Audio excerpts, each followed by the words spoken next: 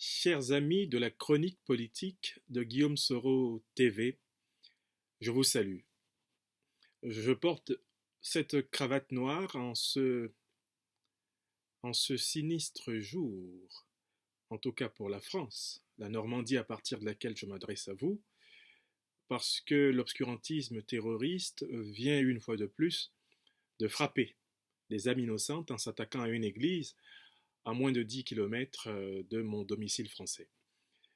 Je m'unis, je crois, avec chacun d'entre vous, avec chacune d'entre vous, en compassion avec la famille du prêtre assassiné aujourd'hui par des terroristes à Saint-Étienne-du-Rouvray, et je m'associe à toutes les familles du monde entier qui souffrent de la même barbarie obscurantiste, qu'elles soient chrétiennes, musulmanes, juives, athées, mais en tout cas, ce qu'il faut souligner, c'est que nous devons, unis et solidaires, faire face à la même ignominie.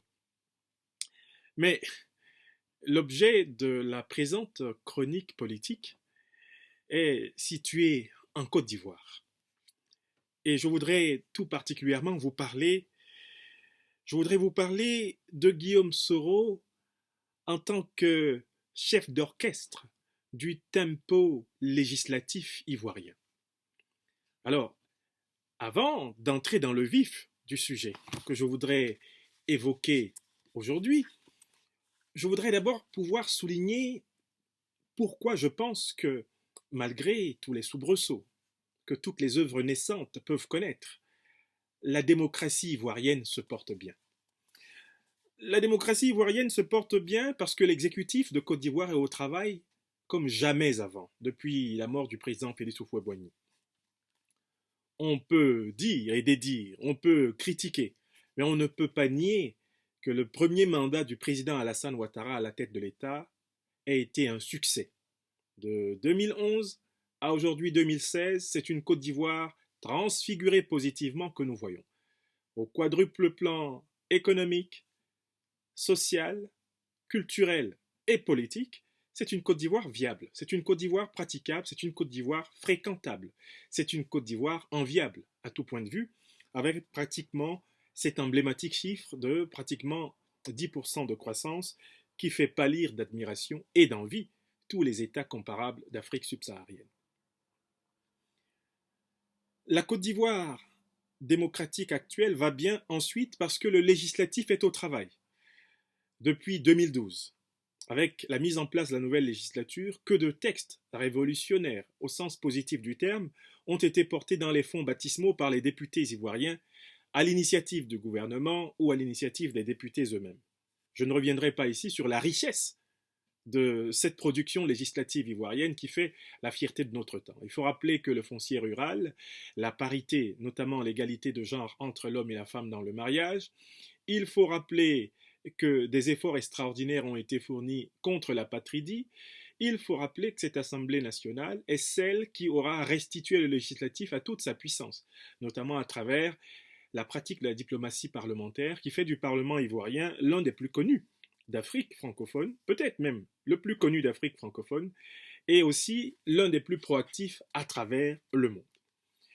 La jeune démocratie ivoirienne se porte plutôt bien pour une jeune démocratie, parce que le judiciaire est au travail. Il faut souligner que l'appareil judiciaire qui était à plat en 2011, après 10 ans d'hibernation et de tripatouillage juridique sous Laurent Gbagbo, cet appareil judiciaire est fonctionnel. Malgré les difficultés objectives qu'il éprouve, eh bien cet appareil est capable aujourd'hui de faire face à toutes les missions régaliennes. Raison pour laquelle le président Alassane Ouattara, avec profondeur, a souligné que la Côte d'Ivoire n'avait plus besoin d'envoyer un seul de ses citoyens devant la Cour pénale internationale, car désormais toutes ces institutions, toutes ces juridictions sont fonctionnelles. On doit ajouter que la liberté civile est un fait en Côte d'Ivoire. La presse s'exprime, la confrontation des idées entre l'opposition politique et le pouvoir est ouverte. On peut lire la presse bleue, on peut lire la presse rouge, on peut lire la presse verte, on peut lire la presse web internationale. Il y a vraiment un espace public qui est apparu en Côte d'Ivoire. Bien sûr, tout n'est pas parfait, notamment la formidable demande sociale qui, évidemment, a été à l'origine de remous que nous avons tous constatés ces derniers temps. Il ne faut bien sûr pas confondre cette demande sociale. C'est aussi important avec la délinquance, avec l'opportunisme politique qui se sont infiltrés à cette occasion dans l'espace de la revendication sociale pour tenter une contestation échevelée, désordonnée, anarchiste, anarchisante, irresponsable de l'état de droit de Côte d'Ivoire.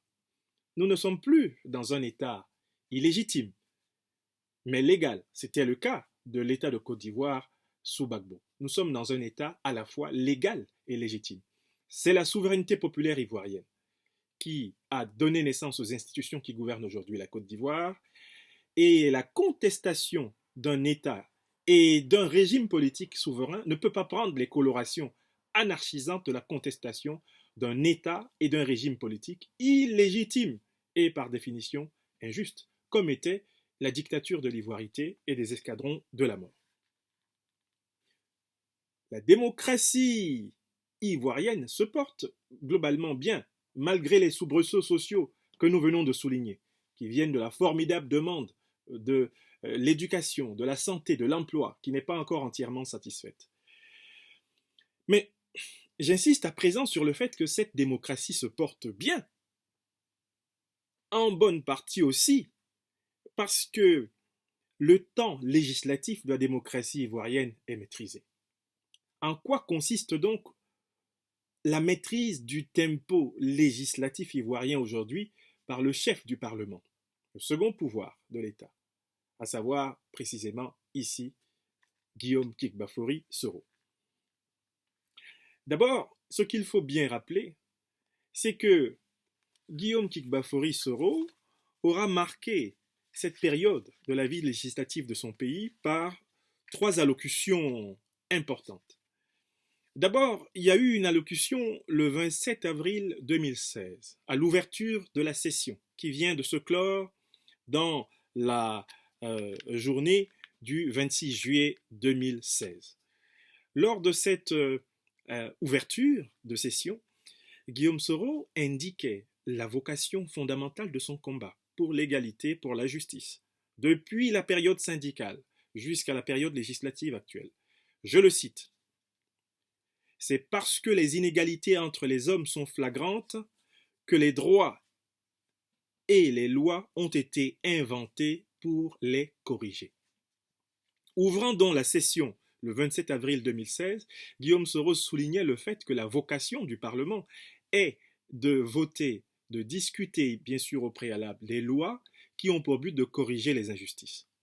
La boussole du Parlement, c'est la justice, c'est l'égalité entre les citoyens, car c'est cette égalité qui est le fondement de la paix, c'est celle-là qui est le fondement de la discipline, de l'union, du travail, c'est cette égalité qui est le fondement de l'égalité fraternelle qu'appellent les républiques véritablement modernes. Le 22 juillet 2016, juste avant le vote d'une loi particulière, la loi qui portait autorisation d'ouvrir un référendum concernant la constitution ivoirienne. Eh bien, ce jour-là, précisément, Guillaume Soro, rompant un peu avec ses habitudes, donne un avant-propos, avant le vote décisif, qui verra 233 voix sur les 255 de l'Assemblée nationale approuver le droit de l'exécutif de poser au peuple de Côte d'Ivoire une question liée à la révision de sa constitution ici de 2000. Guillaume Soro rappelle 2 choses lors de ce discours du 22 juillet. Première chose, la révision constitutionnelle dont il est question aujourd'hui en Côte d'Ivoire, eh bien, est le résultat d'un acte fondamental originel qui date du mois de janvier 2003 à Linas Marcoussis, lorsque les 10 signataires de l'accord de Linas Marcoussis tombent d'accord sur le fait que l'actuelle constitution issue de la période conflictuelle de 2000 doit être révisée. Ivoiriens, amis de la Côte d'Ivoire, notez bien ce que Guillaume Soro ici rappelle pédagogiquement. Depuis 2003, il y a un accord de l'ensemble des principales forces politiques ivoiriennes pour la révision de la Constitution afin d'en extirper quoi? Tout ce qui a été à l'origine de la dérive ivoiritaire et de la résistance anti-ivoiritaire entre 2000, mettons d'ailleurs entre 1999 et 2003. Mais d'ailleurs, on peut d'ailleurs étendre ce constat au fait que c'est le poison de l'ivoirité instillé dans la Constitution de 2000 qui explique le conflit ivoirien pratiquement de 2000 jusqu'à 2010-2011. La deuxième chose que le président Guillaume Soro rappelle le 22 juillet 2016, avant que ses pairs et lui ne votent pour l'autorisation du référendum, c'est que, à la suite de l'accord de Linas Marcoussis, avait été créé le CPC, c'est-à-dire le cadre permanent de concertation, rassemblant les présidents Blaise Compaoré, Henri Konan Bédié, Laurent Gbagbo, Alassane Ouattara et lui-même, Guillaume Kigbafori Soro. À l'occasion de cette rencontre fondatrice du CPC et à travers l'accord politique de Ouagadougou, qui date donc de 2007, a été également entérinée l'idée qu'il faudrait procéder à une révision constitutionnelle. En pédagogue de la mémoire, Guillaume Soro nous rappelle donc très clairement ici que la révision constitutionnelle n'arrive pas comme un cheveu dans la soupe. Il s'agit d'un point d'accord entre toutes les parties politiques ivoiriennes, qu'elles soient du pouvoir ou de l'opposition. Et par conséquent, c'est une révision constitutionnelle que le chef de l'État peut envisager de mettre en œuvre avec l'assentiment consensuel de l'essentiel des forces politiques de son pays. La deuxième chose qui est quand même très importante, toujours en rapport avec la maîtrise du tempo législatif chez Guillaume Soro, à notre avis, il faut voir cette chose-là dans les deux discours. Les deux discours qui ont été prononcés avant le vote, le 22 juillet, et aujourd'hui, 26 juillet 2016, à l'occasion du discours de clôture. Guillaume Soro insiste en particulier dans ces deux discours sur une chose fondamentale. Premièrement, l'intention qui anime la députation nationale ivoirienne au moment de plancher sur l'autorisation référendaire et plus tard sur le contenu du texte constitutionnel, c'est celle qui lie de très longue date le président de la République, Alassane Ouattara, et le président de l'Assemblée nationale, Guillaume Soro. Cette intention s'exprime globalement en trois axes. Premièrement, la paix. De quelle paix la Côte d'Ivoire a-t-elle besoin? Non pas d'une paix injuste, comme celle qu'installait l'idéologie de l'ivoirité avec la dictature de l'exclusion. Il s'agit d'une paix juste, celle qui est fondée sur des lois qui ne sont pas faites pour quelqu'un, par quelqu'un ou contre quelqu'un. Guillaume Soro, sur ce point, est exactement sur la même longueur d'onde que le président Alassane Ouattara, qui dès la campagne électorale même de 2010 annonçait déjà son intention de léguer à la Côte d'Ivoire une constitution garante de sa paix. C'est-à-dire une constitution dans laquelle on ne pourrait trouver aucune disposition qui a été faite par quelqu'un, pour quelqu'un ou contre quelqu'un.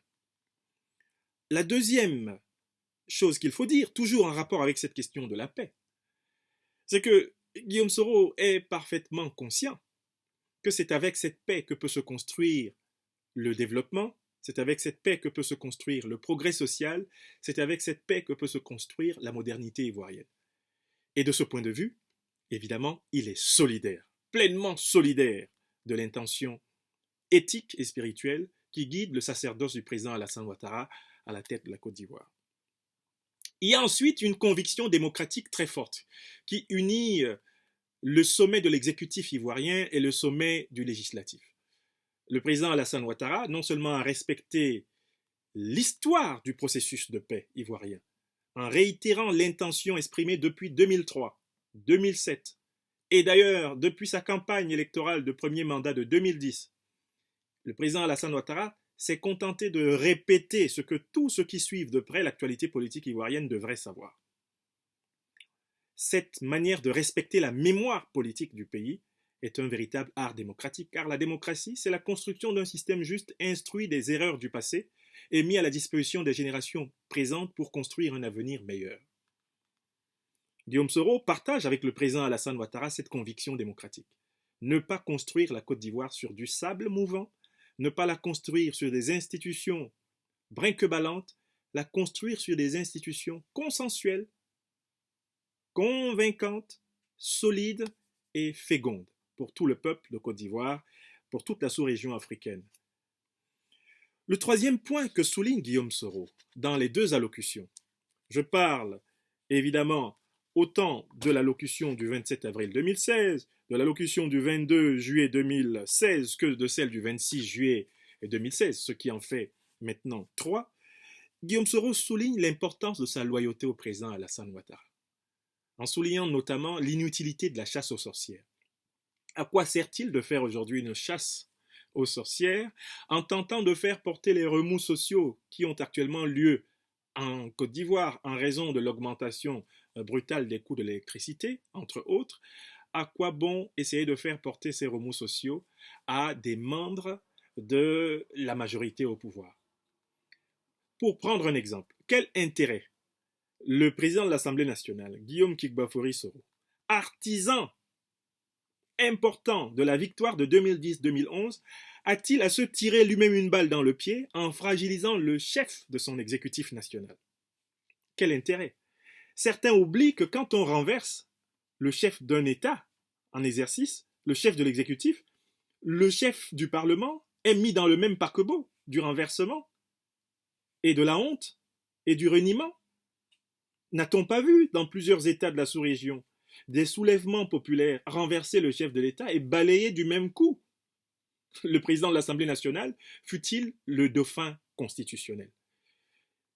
L'argument puéril qui a consisté dans certaines officines à tenter d'attribuer au président de l'Assemblée nationale, in fine, la moindre intention d'exciter la chienlit populaire contre le régime dont il est le second personnage, eh bien, cette tentation sibylline, pernicieuse, malicieuse, cette véritable tentative de chasse aux sorcières n'est rien d'autre que l'expression de la fragilité de rivaux qui savent qu'ils n'ont pas le lien indéfectible qui existe entre le président Alassane Ouattara et le peuple de Côte d'Ivoire et le président de l'Assemblée nationale, Guillaume Kigbafori-Soro, et le peuple de Côte d'Ivoire.